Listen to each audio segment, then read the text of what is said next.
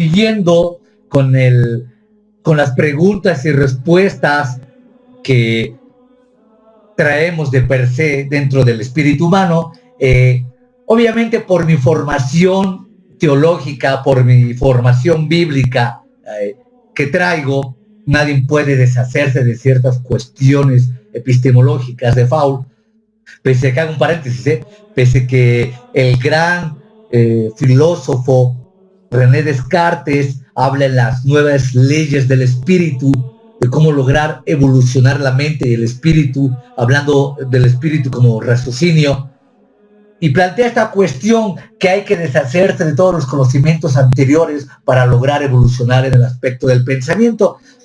Lo planteo rápidamente porque sí existe una técnica y porque existe el concepto de la evolución del espíritu. Pero todavía yo no conocía ese libro y reitero, por mi formación teológica, adquirí el libro de Isaac Asimov, ahí se puede ver claramente, Guía de la Biblia del Antiguo y Nuevo Testamento, aunque solamente presento esta vez el Antiguo Testamento, existe el Nuevo Testamento. ¿Cuál es la peculiaridad de este excelente libro? ¿Cuál es la peculiaridad de Isaac Asimov? Porque plantea todas las preguntas inquietantes que se tienen a leer la Biblia y las contesta de una manera científica.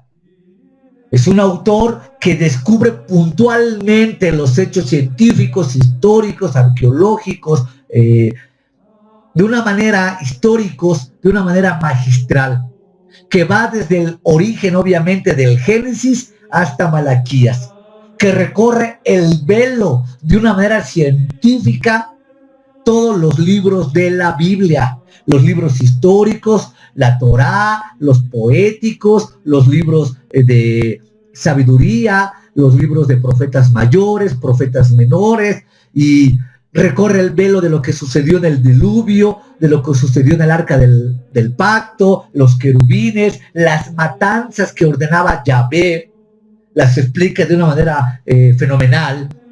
Y por eso se llama Guía de toda la Biblia, porque es un panorama bíblico de manera científica.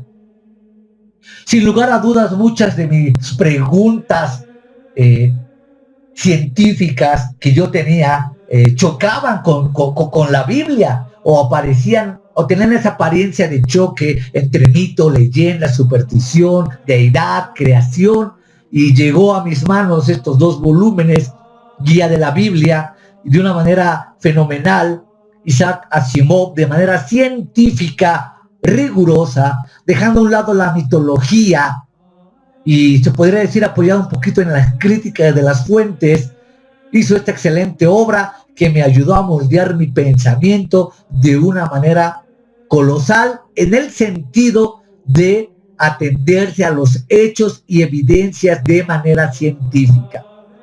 Siguiendo en esa misma línea de dudas y preguntas y respuestas, y sí o no, adquirí este libro que se llama Las 7 hijas de Eva, y menciona a Tara, a Elena, a Katrina, Xenia, Yasmín, Belda y Úrsula. Y habla del descubrimiento microbiológico, el descubrimiento genético, de cómo todas las razas pertenecen a un tronco común. A partir de la derivación de la primera pareja, se podría llamar de esta manera, en Mesopotamia, el antiguo Irak. Ahora la biología, la genética nos ha llevado a encontrar las raíces de la humanidad. Y fue un libro que me ayudó mucho porque siempre pensamos todavía que lo de Adán y Eva es un cuento, es un mito, es una fábula, que científicamente no puede ser posible, que cómo puede ser, pero de una manera magistral y puntual desvela el misterio. Después, obviamente, siguiendo la misma línea, adquirí el libro ¿Tenían ombligo Adán y Eva? La falsedad de la pseudociencia al descubierto, de Martin Gardner. Y tiene capítulos especiales, singulares, como el de la leyenda que se da mucho aquí en América Latina de el jinete sin cabeza, el judío errante, de por qué se cree que hay un judío errante. Y de hecho esa versión del judío errante existe en diferentes países, bajo diferentes matices, pero en el fondo, pues viene siendo lo mismo. Tenían ombligo Adán y Eva. Después surgió obviamente el bestseller que rompió con todas las ventas del New York Times, de Historia del Tiempo, de Stephen Hawking, en diferentes ya versiones de la edición. Esta fue una versión más popular que se hizo,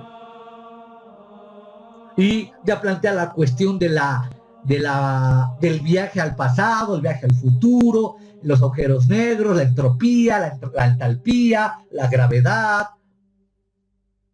Y después adquirí obviamente su biografía de Stephen Hawking, lo que llevó a ser un grande entre los grandes cosmólogos, sucesor de la materia de la cátedra del Sir Isaac Newton de matemáticas en Cambridge, el gran Stephen Hawking. Posteriormente adquirí el libro ¿Por qué energía es igual a mc cuadrada?, acerca de la relatividad espacial y especial y general de Albert Einstein. Y de una manera sencilla, de una manera elocuente, de una manera para niñitos, te va guiando cómo se formuló la teoría, cómo avanzó, cómo se interpretó y cómo llegó a ser grande la teoría de la relatividad. Y de esa manera pasé a comprar el libro El universo cuántico y me quedé impresionado ver que dentro del gran universo que todos conocemos existe un pequeño, valga la paradoja, un pequeño gran universo dentro de la mecánica cuántica. El ritmo de los electrones, la música de los átomos, el mundo subacuántico dividido en miles y miles de subpartículas que se desconocían. Ahora en la música de los electrones, el gran James Forsen y Brian Cox nos lleva al universo cuántico. Y obviamente habla del principio de incertidumbre de Heisenberg, obviamente habla del gato que está vivo y muerto a la vez, que después vamos a explicar, y nos manda al maravilloso mundo de la mecánica cuántica.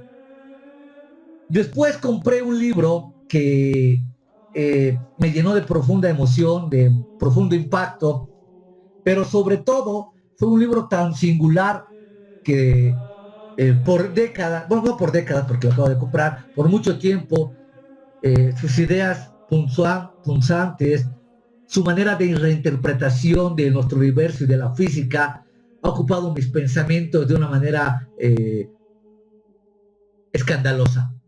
Y me refiero al libro de Roch Perons, El camino a la realidad, una guía completa de las leyes del universo. A diferencia de todos los libros que alguna vez tú has leído, o por lo menos tenido idea acerca de cómo se interpreta la filosofía, cómo se interpreta la física, la mecánica cuántica, la relatividad, la propia teología, la propia cosmogonía y todos los quehaceres científicos de la humanidad, Roch Perons tiene la habilidad única de presentar toda la explicación de los fenómenos que no te pudieras imaginar de manera matemática. Por ejemplo, los que alguna vez tuvieron o escucharon hablar, sin lugar a dudas, del teorema de Pitágoras. La suma de los cuadrados de los catetos es igual al cuadrado de la hipotenusa. Es un teorema básico que se enseña en la secundaria para la resolución de triángulos rectángulos. Bien, a lo que voy, en las regiones del espacio-tiempo, en las regiones del cosmos, Roch Perons tiene esa habilidad de transportar el teorema de Pitágoras a la región oscura del espacio de Malembrón en espacios de hipergeometría, basados en números complejos. Ya no tan solo hay que recordar que las raíces negativas se transforman en números imaginarios. La raíz de -3 se transforma en un número imaginario. Pero Roche-Perón tiene la habilidad de transformar todo el teorema de Pitágoras a números complejos y trasladarla a una geometría llamada geometría hipereuclidiana. De tal forma que la reinterpretación de todos los fenómenos físicos que te pudieras imaginar, como la gravedad, la caída del agua, el paso de los fotones, la electricidad, la corriente, las ecuaciones de Maxwell, las ecuaciones de muchos grandes científicos, las expone de una manera magistral en esa interpretación matemática que él tiene. Pero la grandeza de Roche-Perón no radica en ese mundo lleno de ecuaciones y mundo lleno de matemáticas que todo el mundo le huye. No.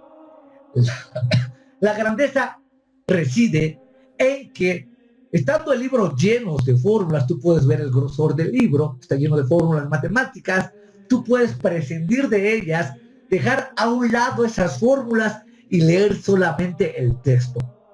Con la simple lectura del texto, sin tomar en cuenta las ecuaciones, fíjate lo que te estoy diciendo, sin tomar en cuenta las ecuaciones, tú puedes reinterpretar tu mundo físico, cosmológico, de una manera maravillosa, magistral, sensacional, porque Perón lo narra de una manera brutal, brutal. Yo nunca me imaginé que dentro del mundo mágico de las matemáticas existiera tanto misterio, tanta sagacidad, tanta belleza dentro de la interpretación de las matemáticas. Por eso es que todos los científicos dicen que el lenguaje de Dios son las matemáticas, porque dentro de las mismas ecuaciones, dentro de la reinterpretación de los fenómenos cualesquiera que sean, se esconde un mundo inimaginable de sutileza y belleza sin distinción, sin poder expresar inclusive tanta belleza. Te habla del cálculo infinitesimal, de los logaritmos, las superficies, los números hipercomplejos que te comentaba, las dimensiones, los grupos de simetría, el cálculo infinitesimal en variedades, los fibrados y conexiones Gauss, la escalera del infinito, el espacio-tiempo temporal, las ecuaciones clásicas de Maxwell y Einstein, lagrangianos y hamiltonianos, el universo cuántico entrelazado, el electrón y las antipartículas de Dirac, el modelo estándar de la física de partículas, el Big Bang y su legado termodinámico, las teorías especulativas del universo primitivo, la paradoja de la medida, el papel de la gravedad, supersimetría, supradimensionalidad y cuerdas, el sendero más estrecho de Albert Einstein, la teoría radical de los twistores y la realidad presente. Es un libro, te reitero, que a pesar de estar lleno de ecuaciones matemáticas, ha sido un bestseller que se ha vendido por millones. Lo compré, lo adquirí, lo leí y lo sigo leyendo porque me llena de alegría tanta magia matemática.